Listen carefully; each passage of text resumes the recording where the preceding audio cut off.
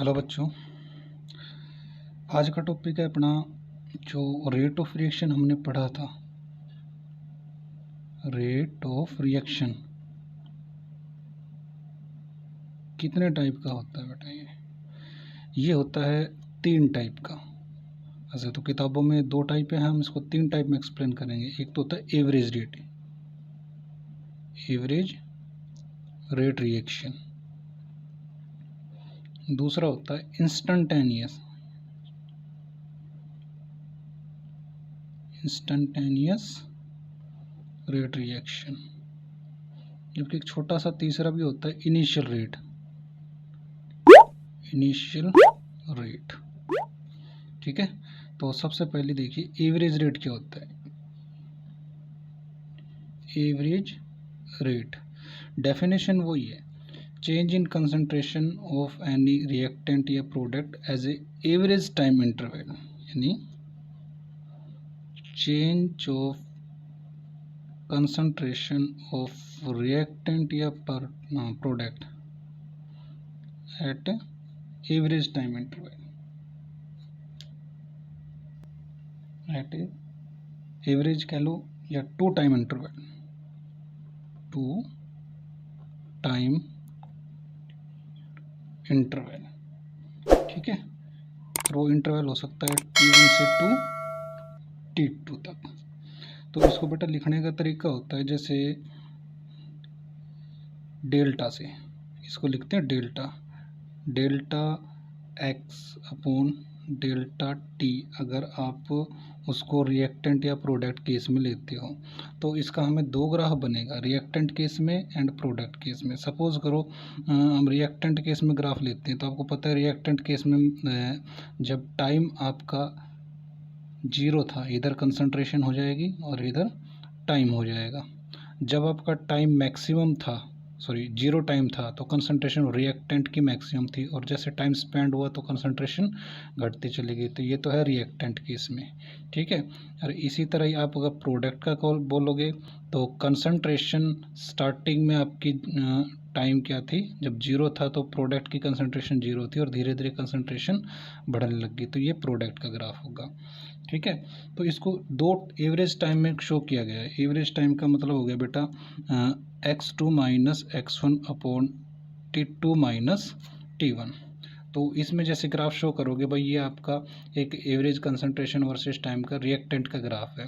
तो 2 time interval कोई सा भी, जैसे आपने ये तो टाइम ले लिया T1 और इसके रेस्पेक्ट में इसको फॉलो करेंगे तो इधर इसकी कंसंट्रेशन कितनी आ जाएगी, R1 आ जाएगी। ठीक है, और ये टाइम ले लिया T2, T2 में ये कंसंट्रेशन आएगी, तो उसके रेस्पेक्ट में इधर इसकी कंसंट्रेशन कितनी आ जाएगी, R2। तो इसको यहाँ पर एक्सप्लेन करेंगे डेल्टा R। अब ये कंसंट्रेशन R बन गई, तो इसको डेल्टा से, delta R versus delta T बराबर R2 माइनस R1 बटे T2 माइनस T1। ठीक है, तो ये कहलाएगा आपका average rate reaction, that rate reaction in which concentration of reactant या product are change at 2 time interval T1 and T2। इसी तरह अगर हमें प्रोडक्ट केस में बताना होगा तो प्रोडक्ट केस में आपका टाइम T1 ये हो गया, तो उसकी कंसंट्रेशन आपकी R1 ये आ जाएगी इस पॉइंट पे। इसी तरह ये आपका T2 टाइम हो गया, और इस T2 टाइम में कंसंट्रेशन को फॉलो करें तो ये इसकी कंसंट्रेशन R2 आएगी। तो ध्यान देंगे R2 माइनस R1, इसमें मैग्नीट्यूड वैल्यू देखेंगे तो R2 कम है जबकि R2 ज़्यादा है, तो R2 माइनस R1 ये नेगेटिव आ जाएगा। तो हमने आपको शुरू में बताया था कि रिएक्टेंट की कंसंट्रेशन हमेशा घटती है, तो उसके लिए हमेशा माइनस का शो करते हैं। और प्रोडक्ट केस में अगर ये बोलोगे तो इसको P बोलना बेटा, इसको क्या बोलेंगे, P1 और P2। प्रोडक्ट केस में ये बन जाएगा P2 minus P1 upon T2 minus T1। ठीक है, तो इसमें माइनस लगाने की ज़रूरत नहीं होती क्योंकि इसमें कंसंट्रेशन बढ़ती है, लेकिन इसमें माइनस लगाने की ज़रूरत होती है, इसमें कंसंट्रेशन घटती है। ठीक है, अब आ जाइए इंस्टंटेनियस रेट क्या होता है।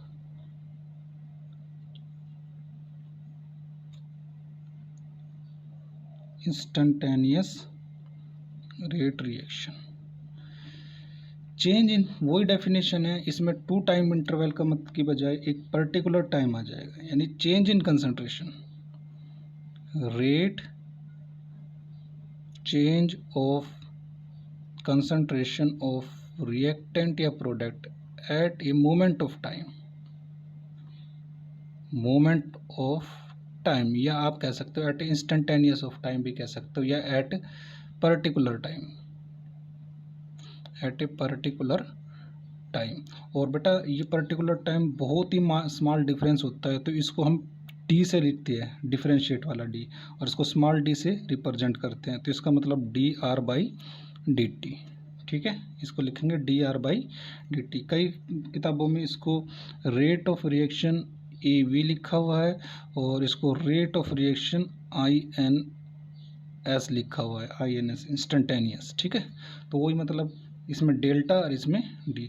और ये डी कब कहलाएगा, एट ए पर्टिकुलर टाइम। तो पर्टिकुलर टाइम जैसे हमें ये बोला भाई एक पर्टिकुलर टाइम पे रिएक्शन निकालो, तो इसी ग्राफ के अकॉर्डिंग अगर हम बात करें तो भाई एक पर्टिकुलर टाइम क्या निकल कर आएगा, जैसे मुझे ये टाइम T1 पर निकालनी है, तो T1 पर इसको स्लाइड करेंगे तो यहाँ से स्लोप आएगा, क्या आएगा, स्लोप, और ये स्लोप का ये पॉइंट और ये पॉइंट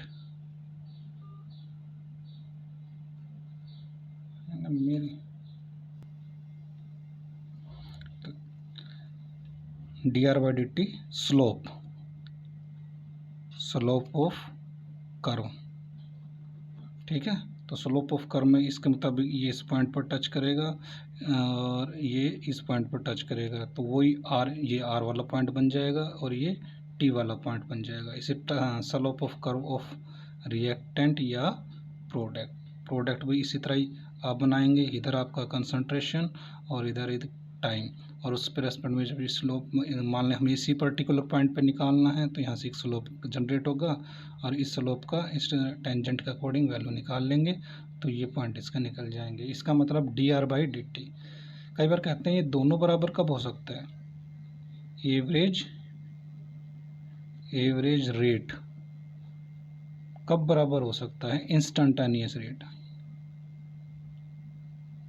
इंस्टेंटेनियस रेट के बराबर जब हो सकता है जब इसकी टाइम लिमिट जीरो हो, टाइम यानी delta T is tends to zero. जैसे अब बोला भाई एवरेज निकाल रहे हो, ये आपका 0 पॉइंट था, ये 5 मिनट है, ये 10 मिनट है, ये 15 मिनट, 20 मिनट, तो 5 मिनट और 10 मिनट।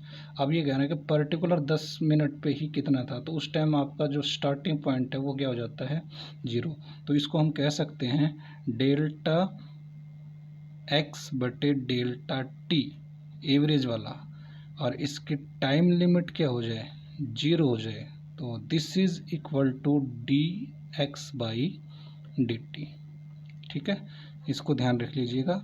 जब उसका इनिशियल यानी टाइम इंस्टेंट्स टू 0, यानी उसकी लिमिट क्या हो, टाइम की 0, स्टार्टिंग टाइम 0, स्टार्टिंग टाइम 0, जो एवरेज टाइम होता है इसमें जो फर्स्ट टाइम होता है और सेकंड टाइम, तो फर्स्ट टाइम आपको 0 मान लोगे तो सेकंड टाइम आपका क्या हो जाएगा, इंस्टेंटेनियस हो जाएगा। और एवरेज निकालते हैं हमेशा फाइनाइट टाइम पर, जब आपको दोनों टाइम पता हो, और इंस्टेंटेनियस निकालते हैं एक पर्टिकुलर टाइम पे। और जबकि तीसरा आता है initial rate,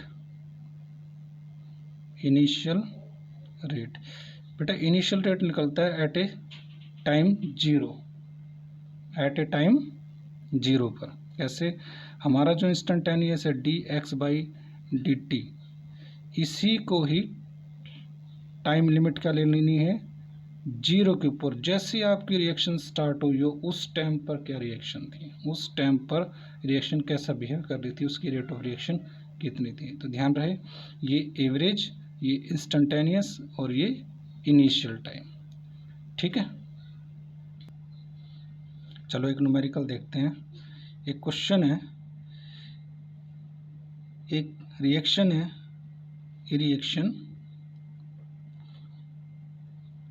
whose concentration is C 5 plus 30T plus 2T square, find initial rate, initial rate। अब इसका इनिशियल रेट निकालेंगे, तो इनिशियल रेट निकालने का क्या तरीका बताया बेटा, पहले तो जैसे आप इसका इंस्टेंटेनियस रेट निकालिए, फिर उसका टाइम क्या करते हैं, बिल्कुल स्टार्टिंग 0 टाइम कर देंगे। जैसे आपकी कंसंट्रेशन है C बराबर 5 प्लस टी प्लस 2t²। अब आपको पता है डी सी बटे डी टी, यानी change in concentration with respect to time. अब इसमें आपके दो फार्मूले यूज होंगे, डिफरेंशिएट के दो फार्मूले याद करना, D X by D T. अगर किसी वेरिएंट का उसका वेरिएबल का मतलब है कोई चेंज वैल्यू, और कोई कांस्टेंट वैल्यू, जैसे कोई कांस्टेंट वैल्यू है 5 4 3, कांस्टेंट का हमेशा क्या आता है, 0 आता है, ठीक है।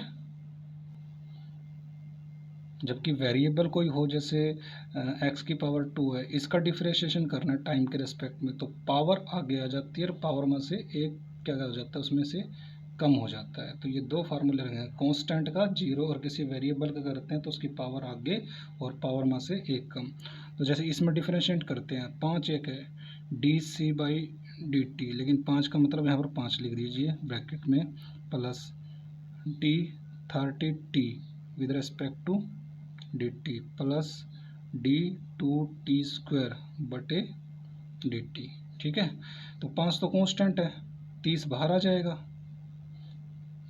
डी टी बटे डी टी प्लस 2 ये बाहर आ जाएगा। अब ये t² का करना है तो पावर आगे, पावर में से एक कम, ठीक है, और वही बचेगा D T by D T, ये कट जाएगा। तो आपका पास आया 0 प्लस 30 प्लस 2 2 4 और पावर वाला t। तो ये इसका आंसर आएगा इनिशियल रेट में। तो इनिशियल रेट के सवाल इस तरह आप कर सकते हैं। तो एक बार रिपीट कर देता हूँ, रेट ऑफ रिएक्शन हमारे पास 3 टाइप की होती है, average rate reaction, instantaneous rate reaction और initial rate reaction. Average rate reaction क्या होती है, change in concentration of reactant या product at a 2 time interval. इसमें कितना होना चाहिए, 2 टाइम इंटरवल होना चाहिए एवरेज रेट रिएक्शन के लिए, ठीक है। तो इसके लिए मुझे कोई 2 टाइम निकालना पड़ेगा, एक टाइम ये, इस टाइम पे, इन टाइम पर क्या कंसंट्रेशन थी वो यहाँ से आप फाइंड आउट करोगे। तो x2 minus x1, t2 minus t1, और इसको बेटा डेल्टा से रिप्रेजेंट करते हैं, डेल्टा मतलब बड़ा डी। इसमें डिफरेंस जो वैल्यू होती है ज़्यादा होती है, और इसमें टाइम लिमिट क्या होती है, फाइनाइट, दिया हुआ टाइम होता है। रिएक्टेंट में माइनस लगता है, प्रोडक्ट में माइनस नहीं लगता है क्योंकि कंसंट्रेशन घटती है। अब आ जाइए इनिशियल रेट रिएक्शन क्या होती है, ये भी आपका पर्टिकुलर टाइम पे होता है। Rate of change of concentration of reactant या product at a moment of time या पर्टिकुलर टाइम, ये पर्टिकुलर टाइम पर है जबकि ये 2 टाइम इंटरवल पर है। तो इस पर्टिकुलर टाइम पर हमेशा स्लोप निकाला जाता है, किसी भी रिएक्टेंट का स्लोप उसी के इनिशियल रेट के बराबर होता है। तो एवरेज रेट का इंस्टेंटेनियस रेट, यहाँ तक तो ठीक है। अब आता है एवरेज रेट कब इंस्टेंटेनियस रेट हो सकती है, जब उसका टाइम 2 टाइम इंटरवल में से एक टाइम उसको क्या कर दो, 0 कर दो, तो दूसरा टाइम इंटरवल वो एक पर्टिकुलर टाइम आ जाएगा। तो यानी delta is equal to D, कब, जब टाइम लिमिट 0 हो, इन एक टाइम आपका क्या हो, 0। जबकि इनिशियल रेट बोला गया change in concentration at a initial time, change in concentration of reactant या प्रोडक्ट एट इनिशियल टाइम, जो बिल्कुल स्टार्टिंग टाइम पे उसकी चेंज इन कंसंट्रेशन क्या थी, तो उस केस में एक बटा न्यूमेरिकल था, ठीक है, ओके।